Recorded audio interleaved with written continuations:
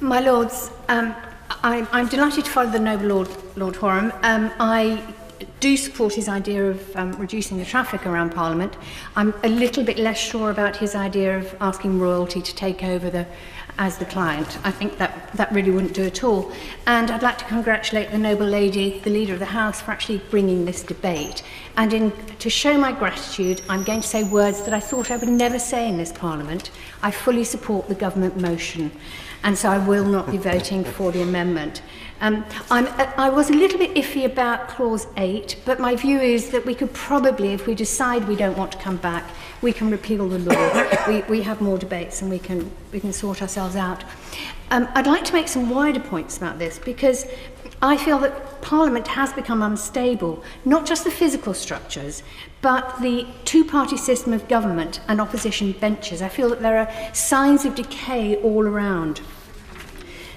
Democracy should be a striving for consensus and not a bipartisan festival of point scoring, which we have at the moment. Surely we want a mix of voices and a democracy that values having a lot of different views here in our Parliament, views and opinions. I used to be an archaeologist. Not a very good one, and it's my view that tradition is incredibly important for our society, but at the same time tradition has to be practical and it has to be appropriate and it has to be useful.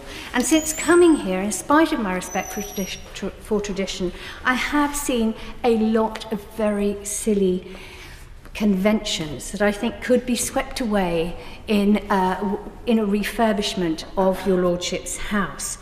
I would also say I supported some of the noble Lord Blencathra's radical ideas. I was very surprised at the source. I hope you won't mind my saying that. And it would be good to see new technology and new ideas being brought here, whether it's solar panels or other forms, battery storage for our solar panels and so on. Anything like that I think would be a really good move. And we could sell the house as the renovations as progress and an exemplar for other buildings in the UK. However, I would also like to see a proportional voting system, because that would mean people being properly represented across the political spectrum, and also an opportunity to replace your lordship's house with a democratically elected chamber. It would mean more women. Proportional representation is a feminist issue, and today of all days we should be thinking about it, considering it, and perhaps absorbing it as a good idea. Along with modern democratic structures for Parliament, we need to modernise voting within the chamber so that votes can be done at the press of a button rather than spend days of our lives queuing in those corridors, which of course MPs and peers all do. And what about changing the times of our debates? Why can't we meet in the mornings and do a normal day's work here and then not miss family meals, social events? We could have social lives. That would, I think, improve us as parliamentarians. And it's not just us who bear the burden of late nights and lots of debates, but it's also all the staff here that we have who have to stay as late as we sit, and I think that's actually pretty unfair as well. Now, on the specific issue of whether or not to move out, I've been to the basement. I've seen the accretions of 150, 170 years, and I do feel unsafe here, quite frankly. I think that I've now got an office in Millbank, which I'm very grateful for because it takes me out of this building. And although if we move to QE2, that would mean quite a sprint for me up the road, if we reduce traffic, it would be a much safer sprint. Now, in the basement, I noticed a very small box on the wall which looked like a tangled mess of very dirty rice noodles, and it was bursting out of its metal frame. And I was told it was part of the phone system and probably still in use. I also took a photograph, which I have on my telephone, a recently removed rusty pipe. It had been gaffer taped over the years to fix some holes, rusty holes in it, and it had finally been put out of use 3 weeks before I took the photo because of a very large hole in the pipe.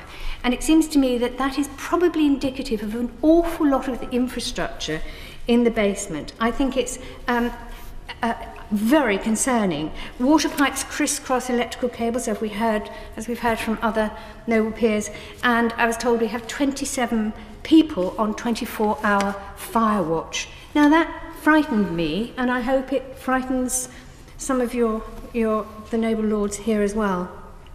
It also occurs to me that we're probably not meeting our health and safety obligations, not only to ourselves, but also to our visitors. We should probably have warning signs, enter at your own risk. I mean, not to mention the fire risk, but also bits of the building falling off, as happened recently and smashed a car window. Now, I understand that other people have other options, but I read that one option that was put forward by a Member of Parliament in the other place was that to fix our rat and mice problem, we should have a cat. Now, I don't know if that person understands the size of the palace, but to sort out the problem with cats, it would need an awful lot of cats. The scale of the problem also raised the question of whether or not to do the upgrade in a piecemeal manner. Now, the dreaded word phasing was used, and as an archaeologist, ex-archaeologist, I can tell you, phasing is always visible, almost always visible, and it's almost always ugly. And so I would definitely recommend against anything piecemeal. That's exactly the problem in the basement, of course, because that was done piecemeal. That is layer upon layer of work that people have done, and they haven't removed the previous layer. I do like the idea of our moving out of London. I think it would be fantastic. It would be a real breath of fresh air for us to experience different parts of the country and be lobbied by people there to help them with their experiences. However, I do accept that that probably isn't going to happen. Parliament's a glorious place for history. We should value that and ensure that this building is properly cared for. So let's ensure it's loved as the home of our democracy, one which is in need of renovation in more ways than one. Well done.